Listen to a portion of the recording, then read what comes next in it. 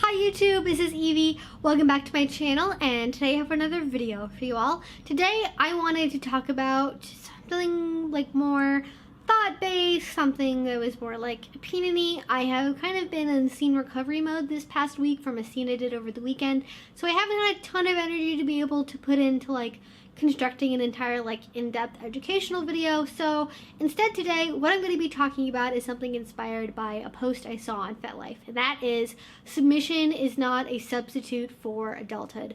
Now unfortunately, I can't quite find this post again. I don't know if it got deleted or what happened, but I can't find it, so unfortunately I'm not going to be able to link it or reference it in this video, but it was very thought-provoking and it's something I've kind of been stewing on this week and wanting to talk about. And the reason I want to address this is because a lot of the people who are on this channel, hi guys, tend to skew younger and tend to skew more towards the new to kink side, generally speaking. I actually have pretty varied demographics, which I think is awesome, but a lot of people, especially people who send me questions, tend to be newer and younger, and this is an issue that I think is definitely not age exclusive, but I think is something that newer people in particular are prone to. And the reason for that is if you don't have a lot of time in your life to have experienced being a fully independent adult, if you haven't had times where you have been expected to be able to actually be a full independent adult, or there are times where you haven't had a full long-term healthy relationship yet, or you haven't had a lot of experience with communication with BDSM relationships, it can be difficult to kind of examine what your needs are and what state of mind you are to even be able to offer your submission. Because a lot of times what ends up happening is if you're newer and you're younger, especially, you're getting into BDSM and you're like, oh, I have all these responsibilities and I don't know how to handle myself and I just need somebody to take it away from me. And this thought is especially common among people who are interested in CGL type relationships or pet play type relationships, or who are interested in them, and they think, oh, this is great, I don't have to act like an adult, I can just hand these responsibilities to another person, that's awesome. And I think there is a nugget of truth in that statement, but it's not the complete story, right? BDSM is more complicated than that. The reality doesn't always match the fantasy. There are times when a pet play relationship or a CGL relationship or BDSM in general allows you to escape adulthood for a period of time, but is not a substitute for being an adult point blank. In order to be a healthy submissive, you need to know what your needs are, what your wants are, what your goals are. You need to be able to clearly communicate what those things are.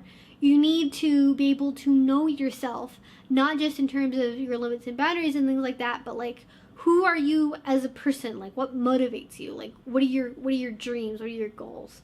You also need, to some extent, be able to have control over the basic things in your life. That's things like being able to wake up on time, being able to remember to shower, and other elements of personal hygiene.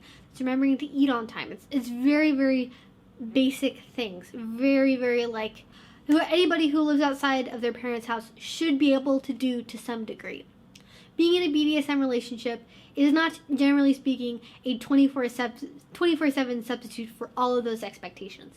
Even in a 24/7 BDSM relationship, and I would say especially in those relationships, you should be able, as a submissive, if necessary, take over those responsibilities of yourself. What makes submission possible is that you already know how to do those things. You already have some knowledge of how to do those things, that maybe you need a dom to help you with them a little bit. Maybe you are completely able to do that, but part of your submission is being able to give up that control over something you already have control over, and that's key. Because if you don't have any control over your life to begin with, you're really just handing your dominant or tornado in a box, and they have not signed up for that, and that's important as well.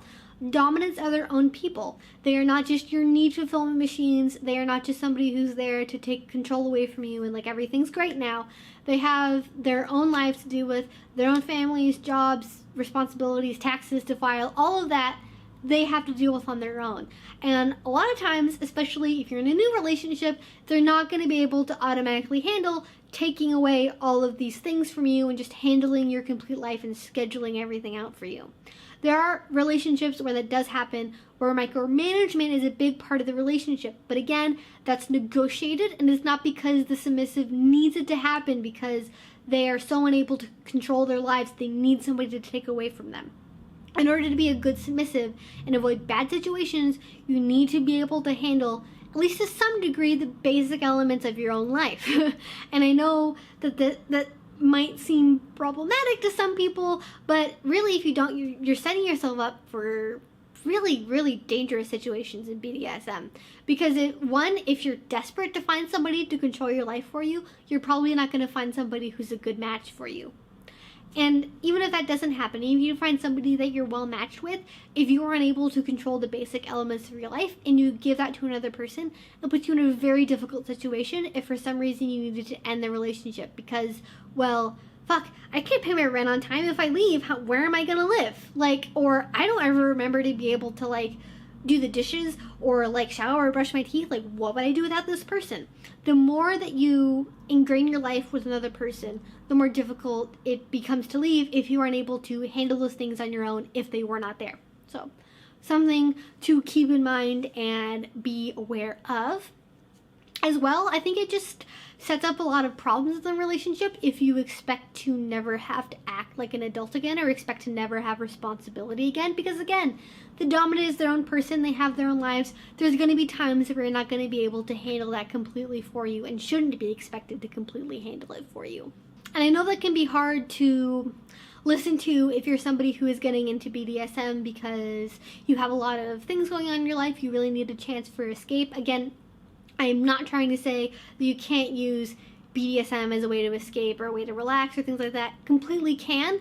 However, like anything in life, you can do that too much. It shouldn't be a complete substitute for being an adult. It shouldn't be an 100% escape all the time from your real life, because at that point you're really just running away from your problems. And in order to be able to engage in good BDSM, be able to find healthy partners that have healthy relationships, you need to have some degree of understanding how adulting works, so that way you can handle things in a healthy way should anything happen in the relationship. Submission and BDSM is complicated and difficult work, and it takes mental fortitude, and it takes a lot of emotional strength to be able to handle a lot of the things that happen in BDSM relationships. And if you're not able to address the very basic problems that are happening in your life, you're probably not in a point emotionally or mentally where you can handle a BDSM relationship and come out of it a better person.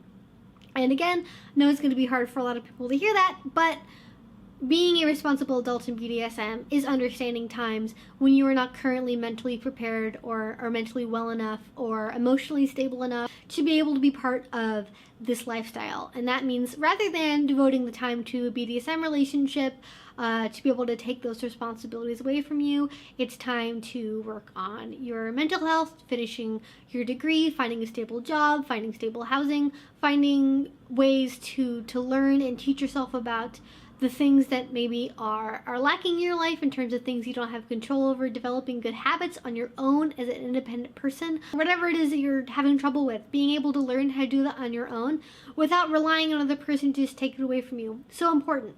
Because I really think you don't know how to give up control until you know what it's like to have control. And so if your life is just a giant tornado where you don't have control over everything and nothing makes sense and everything's crazy, you're not in a really good place to be able to submit. And that's all I really wanted to talk about today. Please share your thoughts, comments, questions down below in the comment section. If you guys want to see more from me, links to my social media in the description box. If you like this video and you want to support this channel, highly recommending checking out my Patreon. I have a ton of really cool rewards and interaction and social media bonus stuff on there if you're curious about that. But until I see you next time, have a great rest of your day and a great rest of your week. Bye-bye.